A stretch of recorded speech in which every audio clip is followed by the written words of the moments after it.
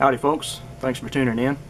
I've never posted a dobro lesson on this channel before, and I had a good idea for a lesson that I think will help a lot of people who are trying to conquer this ornery instrument.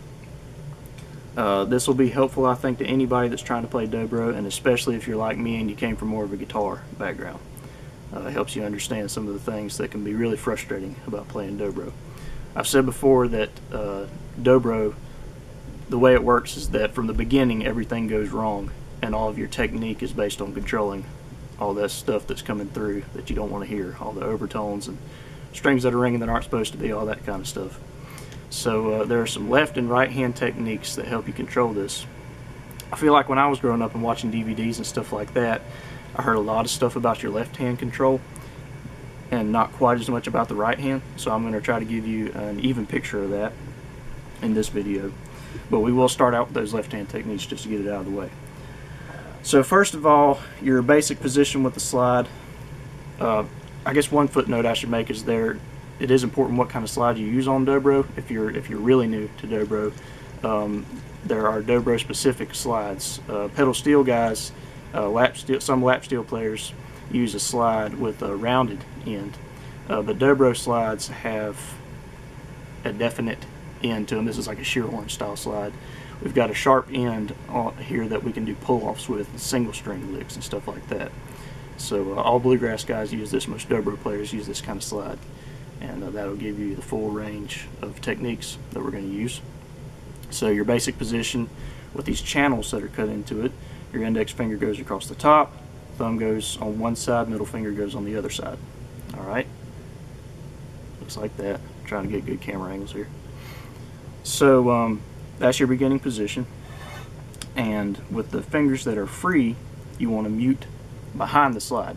So I'm going to play a C chord on the 5th fret to demonstrate this part. If I take these fingers off,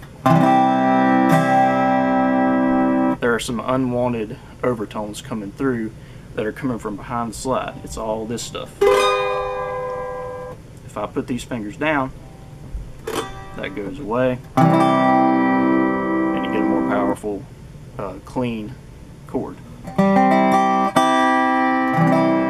Alright, so that's one thing to keep in mind, is always have your extra fingers behind the slide muting down those unwanted overtones. I can't really think of a situation where you ever removed that on dobro. Of course, there could be some artistic reason that you want a little extra overtones coming through. Every now and then I do that when I'm playing bottleneck slide on a standard guitar, but most of the time you keep that muted down on dobro. Okay, the next thing about your technique is knowing when to use single string position and when to use chord position. So what I mean by that, right now I'm in chord position. I've got the bar laid down across all 6 strings, and when you're in chord position, before we move on to single string, I want to mention that you can get some control by choosing how many strings you're covering. I may want to have all 6 notes of this chord. I may want to leave like a 2 note on the top. If I'm playing a D chord, I may want like an open B string.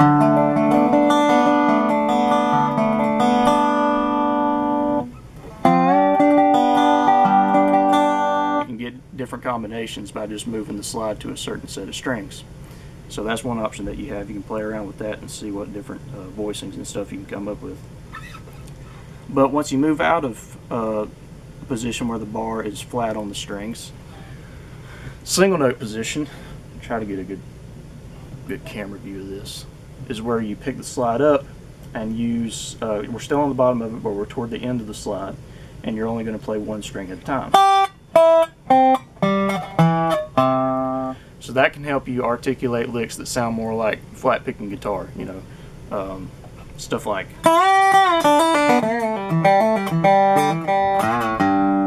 And you can see I'm using hammer-ons and pull-offs too. That sharp edge of the dobro style slide that I talked about allows me to get those pull-offs.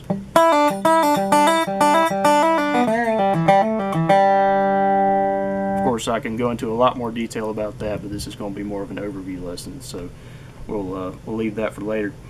So knowing the difference between single note position and chord position and choosing that carefully when you're playing can help any unwanted noise from coming through.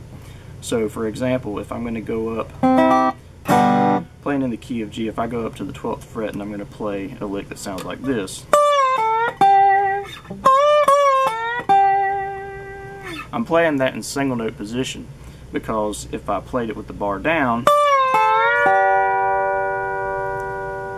I get other strings coming through.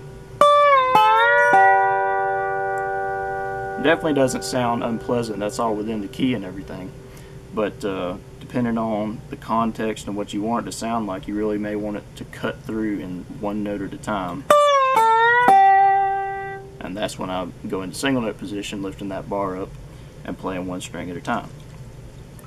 So that's just a short overview of the left hand. Obviously there's a lot more we could talk about, but I just want to cover it to that extent right now. Know the difference between chord position and single note position, mute behind the bar, and that's a good start.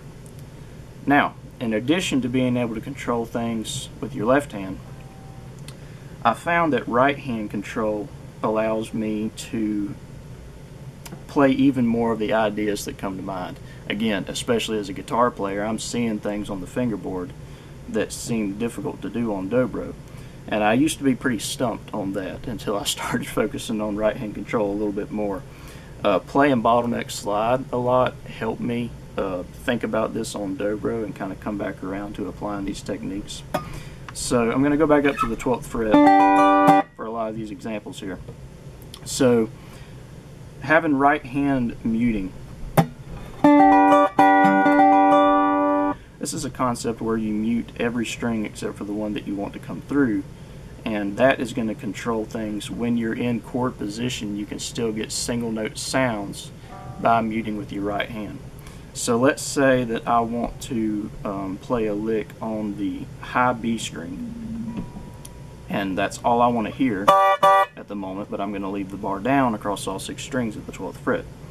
What I'm going to do is my middle finger is going to just sit on the treble D string, and it's muting it. And it does work with metal finger picks, by the way. That seems like a question that could come across, like, is it going to sound weird by muting it with metal finger picks? In my opinion, no, it still works just fine. Same thing with the thumb pick. So my middle finger is going to be sitting up on the treble D string, and my thumb is going to be just sitting on the high G string, muting that one. And my palm is muting the rest of it. I play, my normal position is that my hand is just over the bridge plate, just on top of the strings. So my palm can catch those and mute them. So if I'm in that position, then my index finger is going to be picking on the D string, and that note's coming through just like I was playing in single note position.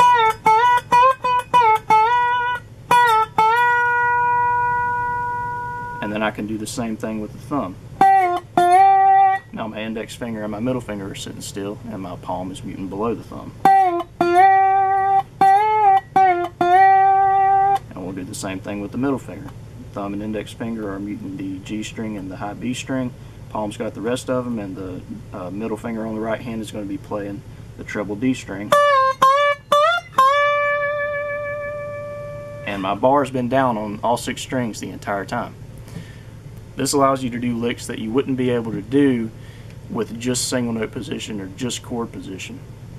Let me show you an example here. I find myself doing a lot of country licks this way.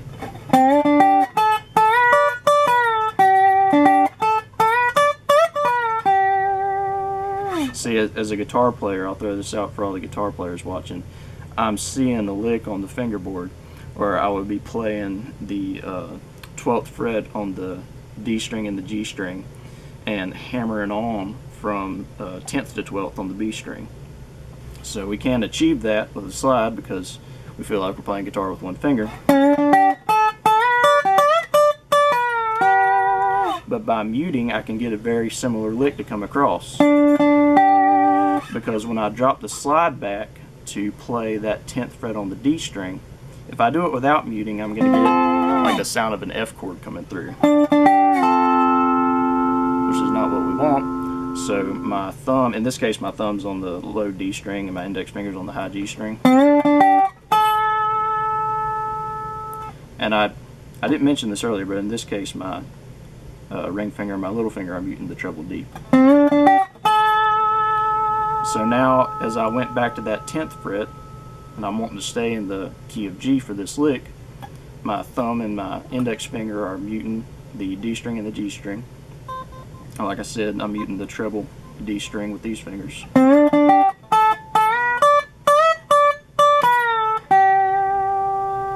So that muting allowed one string at a time to come through, and we got that classic country lick across.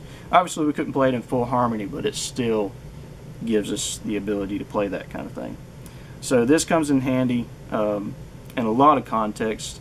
It especially helps when you're playing in stuff that's got a lot of close positions. So let's say I'm playing in the key of E, and I want to do like a solo on Bank City, Ohio.